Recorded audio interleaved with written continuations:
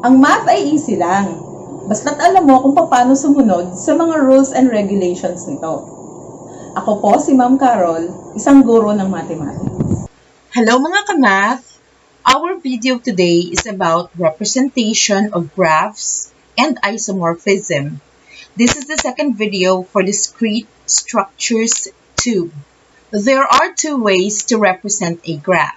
One is by adjacency matrix and the second one is by adjacency list.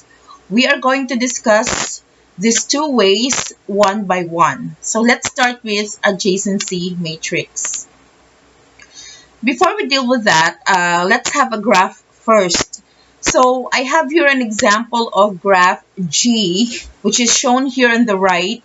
So our graph G here is a simple, connected, undirected graph. So kaya siya tinawag na simple, it's because wala siyang multiple edges, wala siyang loops. It's connected kasi wala namang naiwan na vertices na hindi connected. So merong connection ang lahat ng vertices. And ano muna natin, i-define muna natin siya. So graph G has the vertices A, B, C, and D. So may pangalan yung vertices niya. However, yung kanyang mga edges ay walang pangalan. So it has 4 unnamed edges. So yan, walang pangalan yung edges. So pero pwede natin pangalanan siya sa pamamagitan ng mga endpoints nung edge na yon. But hindi naman siya importante for this lesson, kaya hindi mo na siya lalagyan ng pangalan. Okay? So there. 4 vertices and 4 edges. So let's do an adjacency matrix kasi yun yung una muna natin na gagawin. So para daw makagawa ka ng adjacency matrix, you have to count the vertices first. And ang gagawin mo daw, when you count it, kailangan dagdagan mo siya ng 1. So since our example has 4 vertices plus 1, so magkakaroon tayo ng 5. So ang gagawin natin na table ay 5 by 5. Okay, so, or matrix, 5 by 5 matrix. So ayan, meron na tayong 5 by 5 matrix or table. And the next step is ilagay natin yung mga vertices ng graph natin, ng G. So we have placed A, B, C, D dun sa horizontally, dun sa topmost part ng table o ng matrix. And also dito sa leftmost part. Ngayon, ang gagawin natin, lalagyan natin ng connection siya. Okay, so what we're going to do is, kasi hindi ko naman siya kayang i-edit ng naka-percent, so I will just go back. Ayan, so ganito yung gagawin natin. So, titingnan muna natin yung connection. So, A, wala naman siyang loop, diba? So, wala yun. Kaya ang lalagyan natin siya ng 0. Kasi there's no edge that connects A to A. So, walang loop. Is there an edge that connects A to B? So, ito yan, diba? So, A going to B, there's 1. Kaya lalagyan natin siya ng 1. And then, is there an edge that connects A to C? Yes, there is. Meron, ayun. Kaya lalagyan din natin siya ng 1. And then, yung D natin, A going to D. So, obviously, wala naman, diba? So, we will put 0 here. Tapos, dito naman, B to A. So, kasi baliktaran naman siya. So, there is. So, lalagyan natin siya ng 1. B to B, there's no loop. So, that's 0. And then, B to C, eto yun, diba? This is the edge. So, we will put 1. And then, B to D, there's no line o walang edge. So, that's 0. Now, C to A, there is 1. So, pwede yung pabalik. So, that's 1. And then, C to B, there is, diba? So, that's 1.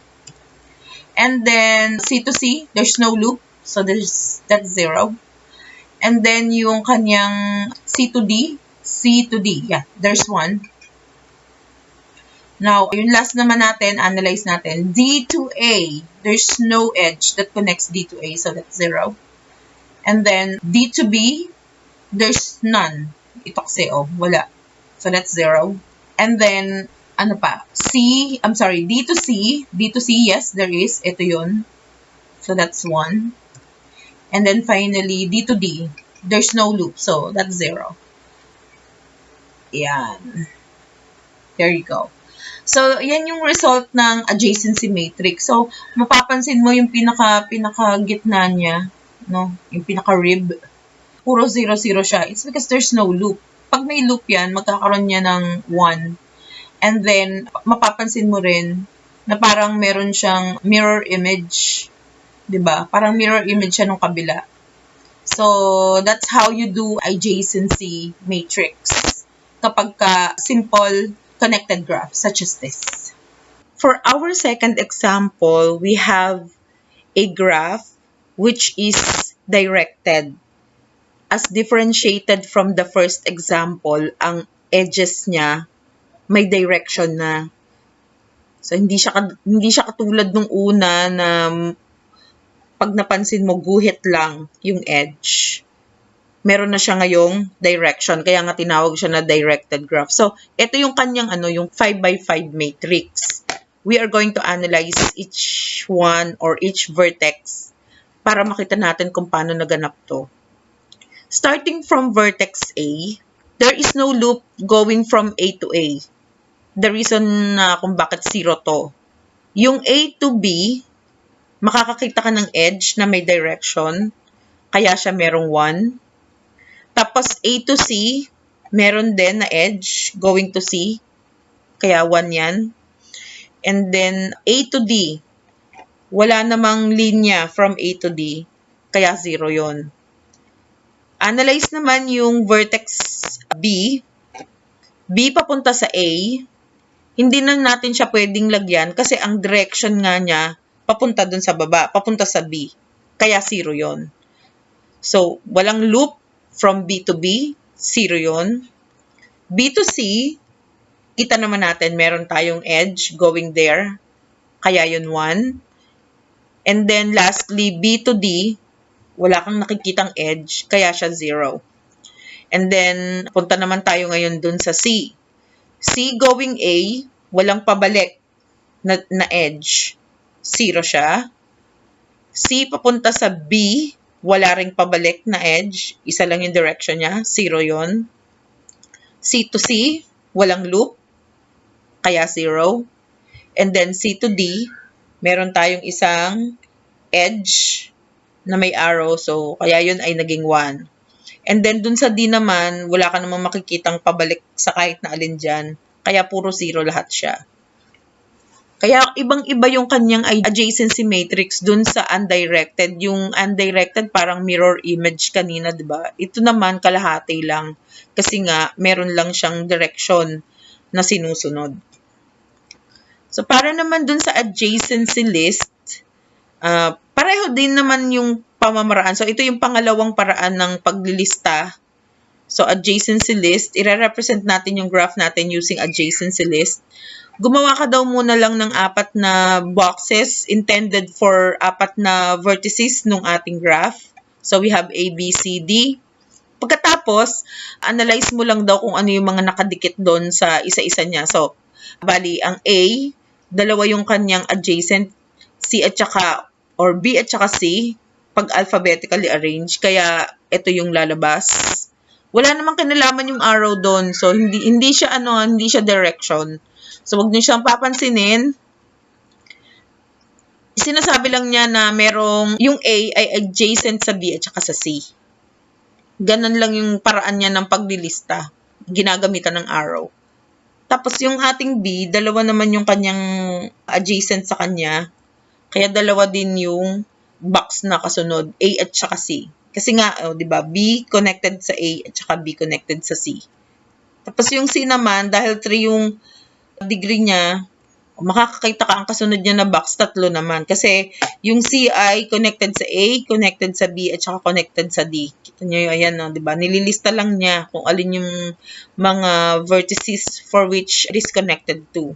And then last, yung D, isa lang naman kasi yung degree niya, kaya D is connected to C. So, ganun yung adjacency list. Ililista mo lang kung saan siyang adjacent. Tapos, yung next topic naman natin, yung isomorphism. So, let me just read it. Sabi, in graph theory, an isomorphism of graphs G and H is a bijection between the vertex sets of G and H. So, this time, meron tayong dalawang graph G at saka graph H. Now, meron daw function ito yung function na to, yun yung bijection.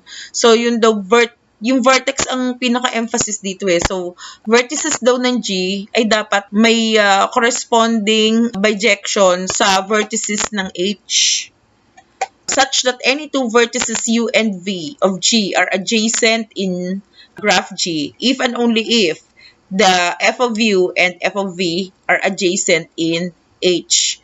This kind of bijection is commonly described as edge-preserving bijection in accordance with the general notion of isomorphism being a structure-preserving bijection. So, parang ang gusto lang niyang iparating ay kung merong dalawang vertices dun sa G na adjacent sa isa't isa, at i-compare mo siya dun sa H, kailangan yung dalawang corresponding vertices na yon, yung U na meron siyang corresponding vertex sa H na f of U, at saka yung V na may corresponding vertex na f of V.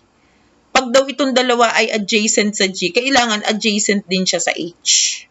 So, yun yung gusto niyang i-emphasize. If and only if yan, ibig sabihin baliktaran. So, kung ikaw ay tumitingin muna sa H, kailangan ganun din yung itsura niya sa G. Ang gagawin natin, tingnan natin kasi medyo mahaba yung pamamaraan ba para malaman mo kung may isomorphism. Meron daw isa pang mas madaling paraan. Pero tungkol pa rin sa topic ng isomorphism. So, yun muna yung gagawin natin. So, sabi nga, mahaba yung paraan to prove na yung dalawang graph ay isomorphic. Pero sabi nga dun sa kung magre-research ka, mas madali daw patunayan kung yung dalawang graph ay hindi isomorphic. So, susubukan natin yun. Tingnan natin yung pamamaraan para sabihin hindi. So, ang gagawin mo lang daw, kunyari, meron kang isang graph G1 at saka G2. Tapos, gusto nating malaman kung isomorphic siya o hindi. Ang unang step doon ay bilangin mo muna yung mga vertices. So, itong graph G1 natin, merong A, B, C, D, 4 na vertices. Yung G naman, E, F, G, H, meron ding 4 na vertices. So, sa pagkakataon na yon, pareho sila ng bilang ng vertices, may posibilidad na isomorphic sila. Pero hindi pa yun yung makakapagpatunay, okay? So, hindi pa natin masasabi na isomorphic o hindi. Dahil pareho sila ng bilang ng vertices. Ang pangalawa raw na paraan, yun yung una.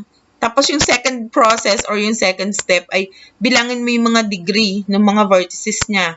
Inisa-isa ko dito yung degree ng G1 at saka G2. So, tingnan mo daw yung A, meron 3, di ba? So, degree niya ay 3, yung B, 3, yung C, 3, yung D, 3. So, lahat sila, 3 yung degree nila. Dito naman sa G2, inspeksyonin mo din isa-isa, yung degree ng E ay 4, ito 4, ito 4, ito 4. So, lahat 4. So, sa second process, napakita natin na yung degrees ng G1 at saka G2 ay magkakaiba kahit na pareho yung bilang ng kanilang mga vertices. So, dahil doon, hindi na natin masasabi na isomorphic yung dalawang graph na to. Mas mabilis, di ba? Kasi nga, magkaiba yung mga degrees. So, isa yun sa mga paraan para masabi mo na yung dalawang graph ay hindi isomorphic. So, pag halimbawa, binigyan ka ng question na meron ka binigyan ka ng 6 na graph, tapos pinapahanap sa'yo yung which of those graphs are isomorphic. Ang gagawin mo lang, bibilangin mo lang yung mga vertices. Pag merong hindi na magkapareho, hindi na yun kasali. Tapos, yung second step mo, bilangin mo naman yung mga degrees. Tapos, pag halimbawa, dalawa na sila, pareho silang correct doon, meron ka pang i-inspeksyonin na isa, yung kanyang connection. Kasi nga, di ba sabi doon sa definition, kailangan kung U at V daw ay adjacent, kailangan kung may kapartner siya doon sa graph H, kailangan sila din yung magka-adjacent. Di pwede daw yung bali-baliktad yung adjacency. At this time, parang mas madali nating naipakita na yung dalawang to ay hindi isomorphic dahil nga dun sa number of degrees ng kanilang mga vertices. So, dito naman, ito nga yung kagaya ng sinasabi ko, i-check natin for isomorphism yung 4 na to. Alin ba dito yung isomorphic? So, Bali, bibilangin daw muna natin yung mga vertices niya. 1, 2, 3, 4, 5. Ito din, 1, 2, 3, 4, 5. Ito, 6, 'di ba? 6 na sides na polygon. Samantalang ito, ganun din, 5 sides. So, meron tayong isang kaiba, hindi na natin siya isasali. So, maghahanap pa tayo kung alin dito yung isomorphic. So, baka silang dalawa o kaya silang dalawa. Depende, 'di ba? Ngayon, ang susunod natin, magbibilang naman daw tayo ng mga degrees. Meron tayong 3, 3, 2, 4, 2. 3, 3, 2, 2, 4. Pareho, di ba? Parehong may dalawang 3, parehong may dalawang 2. At ganun din dito. Mayroong 4 na isa, dalawang 2, tsaka dalawang 3. So, pwede bang sabihin natin na silang tatlo ay isomorphic? Kasi pare-pareho na yung bilang ng degrees nila. Hindi pa napayag kasi hindi daw ganun yung definition. Ang kailangan daw tama yung yung adjacency. Eh hindi naman iba yung itsura nito sa kanilang dalawa, 'di ba? Ire-reject mo ba 'to? Hindi naman daw porke ganun yung itsura, hindi na siya katulad. Ganito yung gawin mo. Hindi ba malinis yung loob nitong mga polygon na 'to? Isipin mo na lang kunyari sa imagination mo, iangat mo siya dito. Imbis na nandun siya sa loob, burahin mo, tas dito mo siya padaanin. Pwede yun. Dito mo siya papadaanin sa labas. At ganun din ito. Imbis na nandito siya sa loob, dito mo siya sa labas papadaanin. Kasi di ba sabi natin sa definition ng graph, hindi lang naman straight line segment ang edge, pwede din siyang curve. So, ito daw, basta hindi siya mawawala dun sa kanyang pinagkonektahan na. So, ito daw, gawin mong kurba, pag ganun. Tapos ito, gagawin mong kurba, pag ganyan. Tapos hanapin mo na ngayon kung sino yung katulad niya dito. Ngayon, analyze natin isa-isa. Tinan nyo ha. Itong pinaka-apat, ito yan, di ba? Dito kasi, lumagpas siya sa, sino ba yung kadikit niya? Di ba kadikit niya na agad yung 3? Ito kadikit niya din yung 3. Tapos dito 2, dito 2. Nilagpasan niya bali yung dalawang 2 na to di ba? Pumunta siya dun. Ngayon, tinan nyo to. Parehas ba siya? Parang iba yung kanyang adjacency dito. Sa part na to, katulad siya dito. 'Di ba? Pero tinan niyo yung itsura niya dito. Parehas ba sila? Eto. Pwede bang masabi na ganun? So, bali yun yung kailangan mong ma-analyze para mo malaman kung alin dito sa tatlong to ang isomorphic.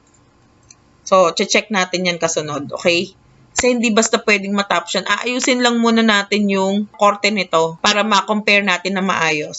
So, ayan, binago na natin yung kabilang part. Ayan, pasensyahan nyo na at ang aking drawing ay tabingi, no? Tingnan mo lang ha, kung iikot mo to para yung position ng 4 ay nandito, ang mga katabi niya ay, di ba ito, tinan mo.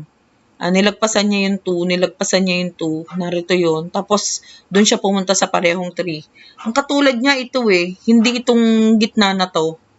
So, tinan nyo ha. Pag ito daw ay inikot mo papunta doon, yung 4 na yon pinunta mo doon.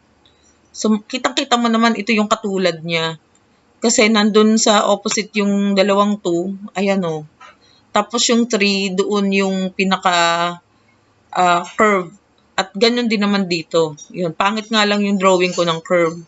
Samantalang ito, kung iikot natin at doon natin ilalagay yung pinaka 4, ang katabi niya, instead na yung 2, ay yung 3. Diba? Ito kasi tinan mo, ang katabi niya dito ay sa pentagon, ang kadikit niya 2. Pero dito, pag inikot mo siya, ang katabi niya 3. So, hindi siya isomorphic dito. Kasi iba naman talaga yung drawing niya. Tingnan nyo naman, dumikit siya doon, diba? Samantalang ito, mayroon siyang lagpas. Which is the same thing with this. Diba? So, pwede mo daw i-stretch yung graph or baguhin yung mga itsura ng kanyang mga edges. Pero wag mo lang daw babaguhin yung kanyang mga connections para makita mo kung pareho yung itsura. So, therefore, from this, we can say that G1 and G4 are isomorphic. Tapos yung G2, reject natin. At saka yung G3, obviously reject siya. Kasi, di ba? Di ba? 6 yung sides niya. So, hindi pwede. Ngayon, this also is an example of isomorphic graph. We have 8 vertices. Pero tingnan mo yung itsura niya dito, di ba? Ito yung G, ito yung H. Parang sasabihin mo, at the first glance, hindi naman siya isomorphic, layo-layo. Ang gagawin ko, parang siyang parang yung puzzle na babaguhin mo yung posisyon, yung pinagtabi-tabingi mo yung wire, 'di ba? Parang pinulupot mo. Pero ito daw yung isomorphism niya kasi investigahan natin siya. Yung A daw, ito yung A, corresponds to 1 sa vertex na to sa H. Yung B naman daw, hindi siya sa 2 nagko-correspond. Yung B daw corresponds to 6. Dito daw. Ayan, tinan mo may kulay. May color, code. Yung C na yellow corresponds to 8. Yung D na yellow-green corresponds to 3. Yung G na green ay corresponds to 5. And then yung H ay doon sa 2. Yung I doon sa 4. And then J doon sa 7. Tingnan nga natin kung paano nangyari yun. Pag gumawa daw tayo ng adjacency matrix, dito sa kaliwa na to. So, ito yung magiging itsura niya pag alphabetically arranged. Tapos, ito naman daw, pag ginawa nating from increasing order, ito yung itsura niya. Masasabi natin, magkaiba, di ba? Hindi sa pareho. Pero kailangan i-arrange mo siya in such a way na kagaya ng sinabi dun sa una. Kailangan ganito, 1, 6, 8, 3, 5, 2, 4, 7. Hindi 1, 2, 3, 4, 5, 6. Kasi nga, hindi naman daw sunod-sunod yung kanyang order ng adjacency. Hindi yan 1, 2, 3, 4. So, what's gonna happen is, magiging ganun siya. So, 1, 6, 8, 3, 5, 2, 4, 7. At kung ginanon mo yung arrangement niya, so A to J pa rin siya, tinan nyo na yung itsura ng adjacency matrix, tulad na tulad. And this is an indication that these two graphs, G and H, are isomorphic. So talagang ganun dapat yung gagawin nyo. Hahanapin mo yung pagkakataon na talagang magkakapareho when it comes to sa adjacency matrix. So medyo mahaba yung paraan ng pag-verify kapag isomorphic. So for now, yan muna yung ating topic. Thank you very much for watching and God bless. Huwag niyo pong kalimutan na mag-like, subscribe, and share ng video ito. At kung meron pa po kayong mga gustong itanong o mga topics na dapat na i-discuss ko, please comment down below.